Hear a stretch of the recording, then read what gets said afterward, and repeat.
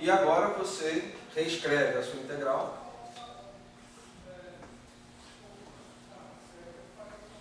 Onde você tem esses n campos. Vezes essa integral.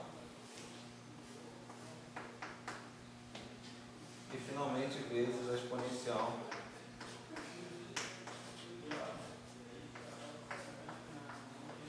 da ação livre. Bom, feito isso,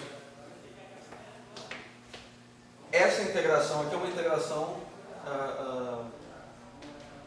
nas variáveis de configuração, nas integrações em y, onde y é o argumento desses campos. Então o que eu faço? Eu passo essa integração para fora da integral funcional e reescrevo tudo isso como sendo um somatório k igual a zero,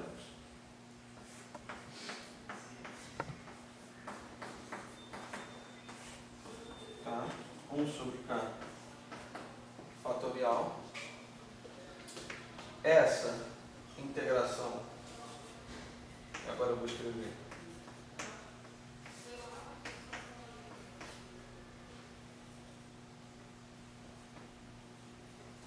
e aqui, quando eu passo essa integração para fora, aqui além dos n campos que eu já tinha inserido devido à definição da função de n pontos, eu também tenho k inserções de φ à quarta, certo?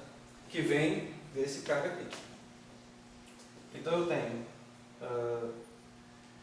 esses n campos mais 4k campos, tá certo?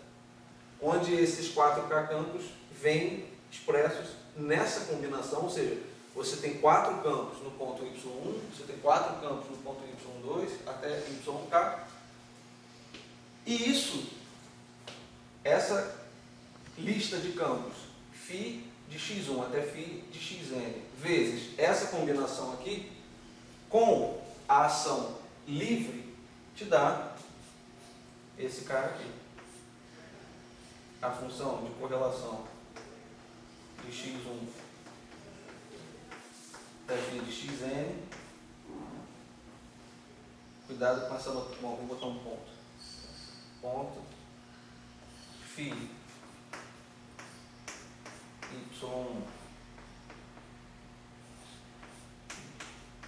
yk, e essa função de correlação é calculada.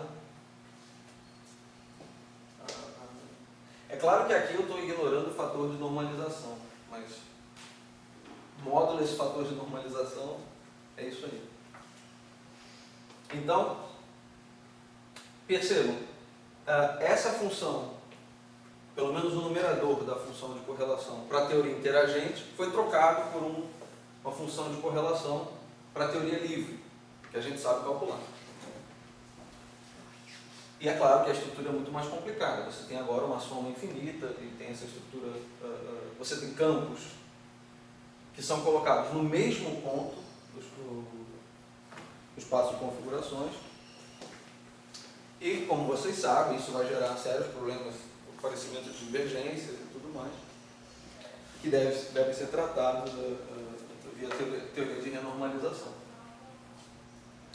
Mas, enfim, você pode expressar o numerador dessa maneira e o denominador, você trabalha de maneira totalmente análoga e você vai obter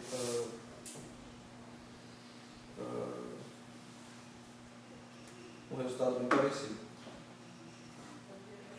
Bom, então,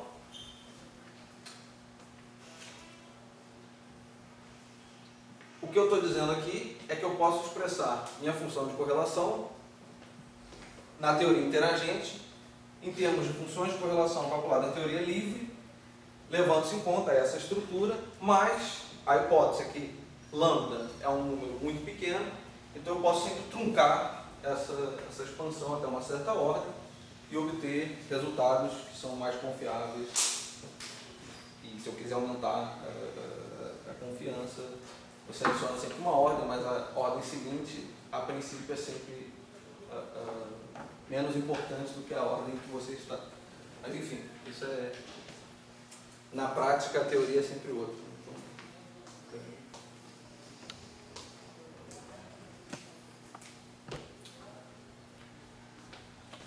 Bom.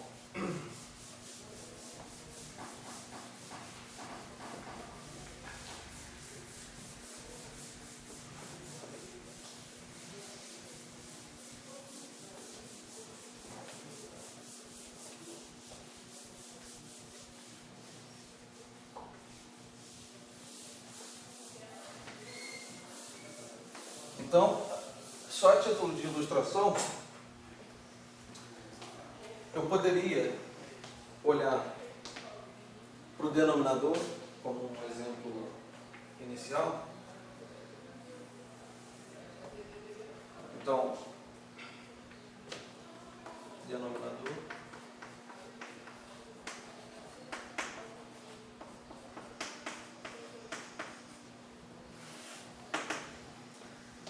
E esse denominador, ele vai ter uma estrutura que é essencialmente repetir todo aquele procedimento, mas no final das contas eu tenho que remover, eu tenho que recortar esse pedaço aqui.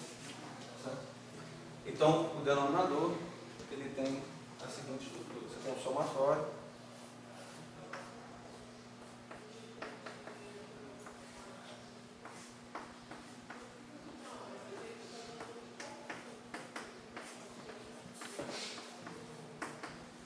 Sobre K fatorial, integração D4 x1 D4 xk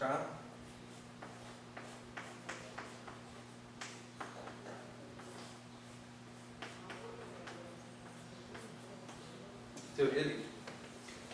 E a gente pode simplesmente olhar como isso aqui agora é um somatório em K, eu posso simplesmente escolher um certo valor de K, calcular isso, escolher um outro valor de K, calcular, mais, aqui tem um K, sempre lembrando que eu posso truncar essa série com certo grau de confiabilidade. Então, por exemplo... Não é Y não? Integral em D4, Y1, D4, YK, e aí Φ4 de Y1. Φ4. Bom, o rótulo também. Tanto faz. 4 é bem importante.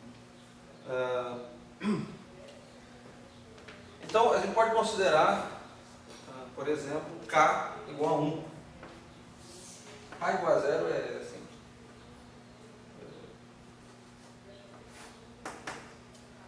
Bom, K igual a 1, você teria esse objeto calculado em K igual a 1, isso daria menos lambda, H cortado 4 fatorial, e aí você teria uma integração em D4x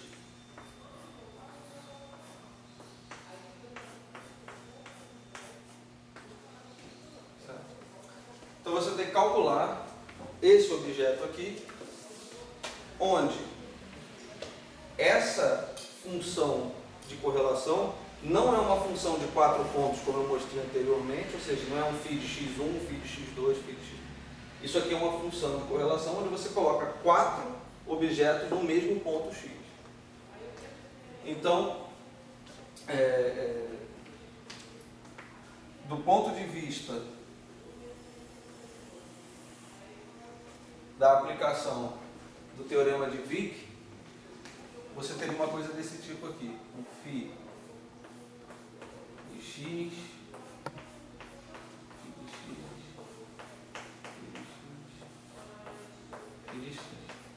o teorema de Wick manda você parear esses caras de todas as formas possíveis. Então, só que esses caras são iguais. Então basta você parear uma vez e depois ver qual é a multiplicidade dessa análise combinatória. Então, você pega isso aqui, o parear desses caras. Isso aqui é sempre com relação à ação livre, calculo isso aqui via teorema de Wick, e isso vai dar H cortado. Você vai ter esse cara aqui, que vai ser o propagador, e aqui você tem o propagador no mesmo ponto, vezes o propagador no mesmo ponto. E como a gente viu no cálculo da função de 4 pontos, isso aqui você pode parear de 3 maneiras diferentes. Então você vai ter essencialmente esse cara aqui vezes 3. Certo? Então, essa é a expressão formal para esse objeto aqui, mas aqui existe essa peculiaridade que você está calculando a função de correlação de 2 pontos em pontos coincidentes. Certo? E aí o que acontece? Esse cara aqui, se a gente tentar fazer uma representação gráfica disso, isso vai dar 3H cortado. Bom, eu desenho o ponto, a representação gráfica da função do propagador em espaço de configurações diz o seguinte: desenhe os 2 pontos que aqui estão e ligue esses 2 pontos com um segmento de reta. Então você tem aqui o ponto X e você quer ir para o ponto X.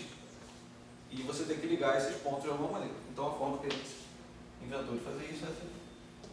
Certo? E finalmente você tem que multiplicar por um propagador que também tem a mesma estrutura que esse. E aí você vem e faz isso aqui. Certo? Então, esse cara tem essa representação gráfica, lembrando sempre que ele vem acompanhado desse número, que é o chamado fator de simetria, ou seja, ele está associado com uma análise combinatória que você faz desse gráfico, essencialmente. Bom, eu vou discutir daqui a pouco. Mas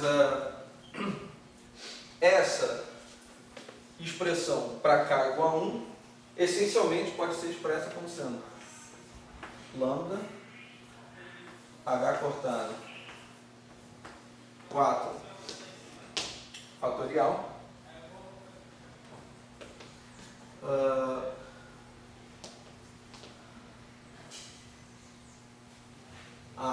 tem um detalhe aqui. Esse cara aqui te dá um fator de H cortado. Mas acontece que esse cara aqui também dá um fator de H cortado. Isso aqui é H cortado ao quadrado. Tem essa... A gente nunca bota H cortado. Isso é sempre um problema. Mas enfim. E agora eu tenho que multiplicar por essa integral aqui desse objeto. Eu vou tirar esse 3H cortado, integral de D4x e finalmente esse cara aqui.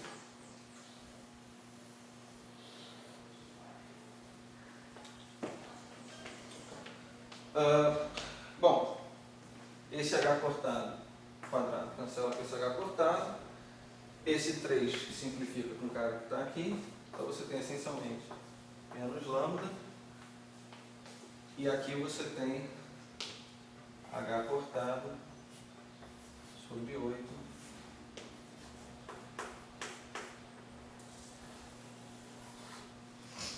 e esse cara aqui. Então essa seria, vamos dizer assim, a contribuição do denominador para K igual a 1. Acontece que esse cara aqui, esse diagrama, ele é um diagrama divergente. Essencialmente, essa coincidência aqui, ou seja, você calcular propagadores no mesmo ponto, gera divergência. E tem uma forma simples de ver isso até. Bom, talvez não seja a mais simples, mas é uma forma simples. Que é, essencialmente, você pode... Isso tem uma...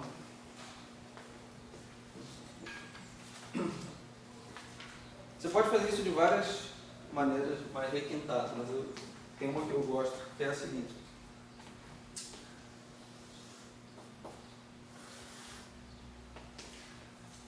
Em espaço de momento, o seu propagador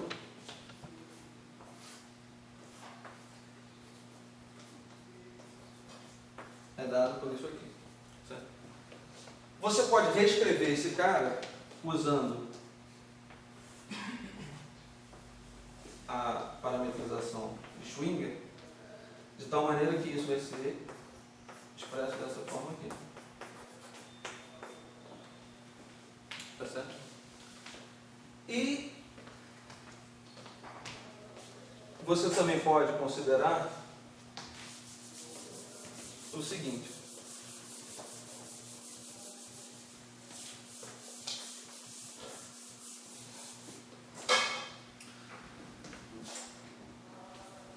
em espaço de configurações, G0 de xy, como eu falei rapidamente aqui, esse cara não é uma função de duas variáveis, não tem uma relação funcional com essas duas variáveis de forma totalmente livre. Você tem que isso aqui é uma função dessa diferença. Tá certo? E aí você pode tomar a transformada de Fourier desse cara, que vai te dar essa expressão aqui. E isso vai ser essencialmente a integral em D4 P 2π A4 exponencial de I P x menos y vezes aquele cara ali. Certo? Só que aquele cara ali eu já vou escrever na representação de Schwinger. Então isso vai dar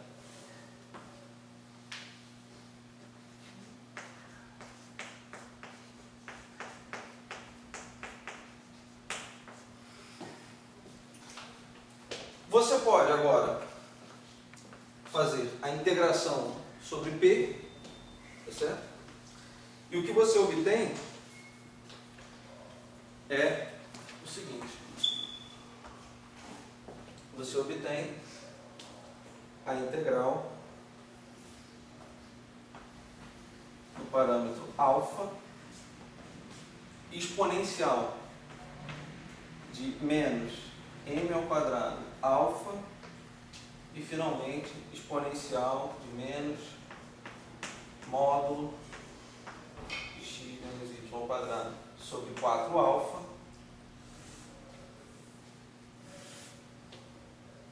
π alfa ao quadrado. Então, fazendo essa integração em P, você tem essa estrutura aqui, essa dependência em x e y. Esse objeto aqui, para quem não é familiar, é o que é chamado de heat kernel.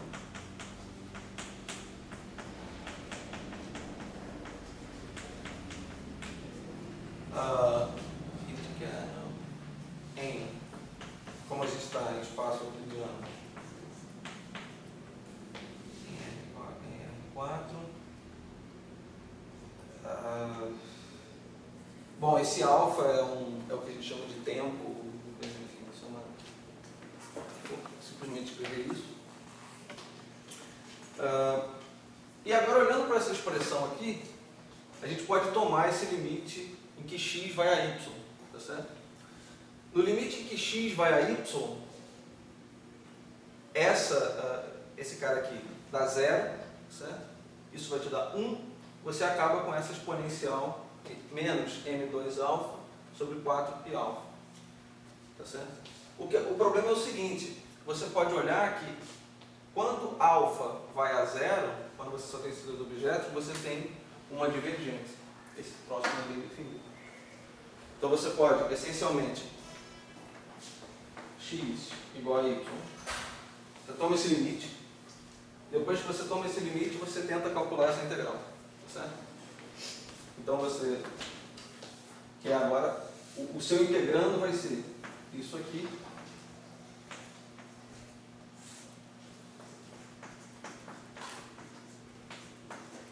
E quando você tenta calcular essa integral, isso aqui é singular.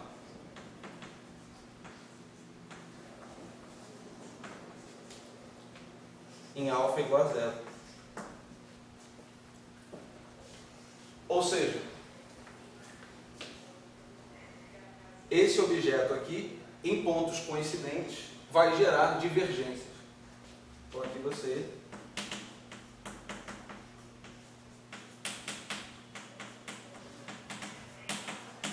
essas divergências são divergências chamadas de ultravioletas.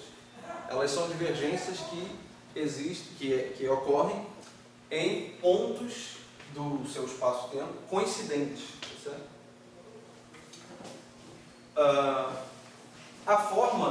Uma forma prática de tentar lidar com esse problema é você introduzir aqui um cutoff. Certo? Então, em vez de você trabalhar com 0, você simplesmente troca esse cara aqui por um lambda. Certo? A sua teoria é automaticamente regularizada. Claro que em algum momento esse limite de lambda que vai a 0 você gostaria que fosse tomado, mas esse é um problema intrínseco do propagador. Então, o fato de você ter esse propagador, ter essa estrutura, te dá imediatamente esse problema de divergências que você precisa lidar. E se você olhar, por exemplo, nesses artigos mais rigorosos de teoria de campos, o pessoal sempre define a medida da integral funcional como sendo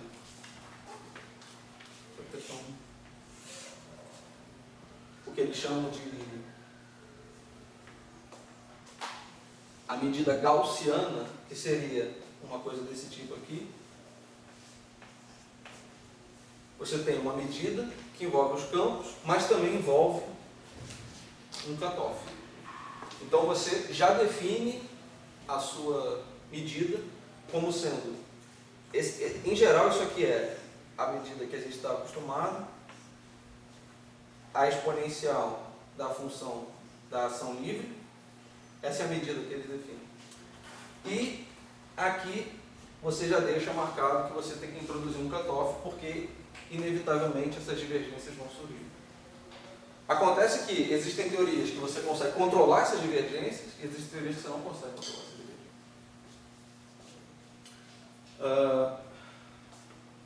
Um comentário é que, pensando em teorias de gravitação, existe um grande interesse, e na verdade isso é uma coisa que tem se espalhado cada vez mais, em inferir alguma coisa sobre a estrutura do espaço-tempo devido ao fato de existirem essas divergências. Então, por exemplo, existem muitas teorias propostas de quantização do campo gravitacional em que se introduz, de uma forma ou de outra, um comprimento mínimo, uma distância mínima que você pode chegar, e isso, de cara, regulariza as suas teorias. Claro que, quando você vai fazer contas na prática com isso, existem outros problemas, mas isso é uma proposta, existem várias abordagens de gravidade quântica em que você tem um comprimento mínimo, mas que as propostas, em geral, são bem diferentes da forma como você introduz esse cara. Por exemplo, na própria teoria de cordas, o fato de você ter objetos estendidos remove esse tipo de singularidade.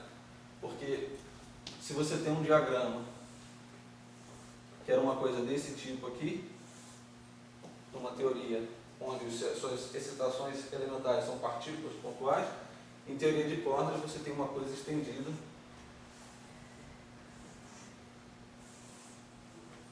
em que você remove esse ponto de encontro, de coincidência no espaço-tempo. Existe, por exemplo, a proposta da Loop Quantum Gravity, em que você pode mostrar que quantidades geométricas, ou seja, área, e existe operador também de comprimento, de volume, esses operadores eles têm um alto valor mínimo, de modo que você não faz sentido a teoria, essa estrutura de espaço-tempo é granular mesmo, ou seja, você não pode ir a um comprimento menor do que aquele em que os seus operadores geométricos têm. Existem diversas abordagens com comprimento mínimo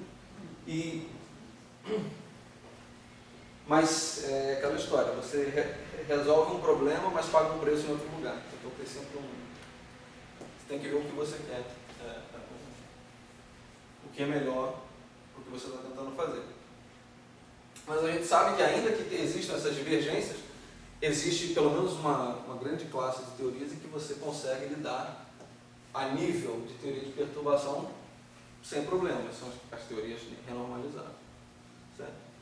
E claro que se você tem uma teoria que não é renormalizável, você pode introduzir um cutoff de maneira que você controla as divergências da teoria e você diz, olha, até essa escala de energia as contas estão ok, mas eu não consigo controlar essas divergências se você quiser tomar, por exemplo, o limite em que esse cutoff vai a zero.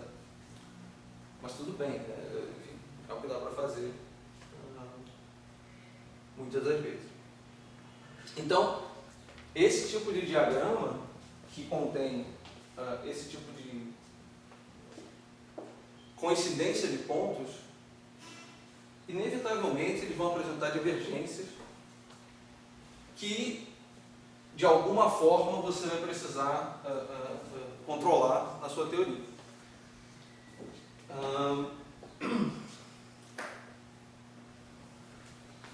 Eu não sei muito se vale a pena seguir.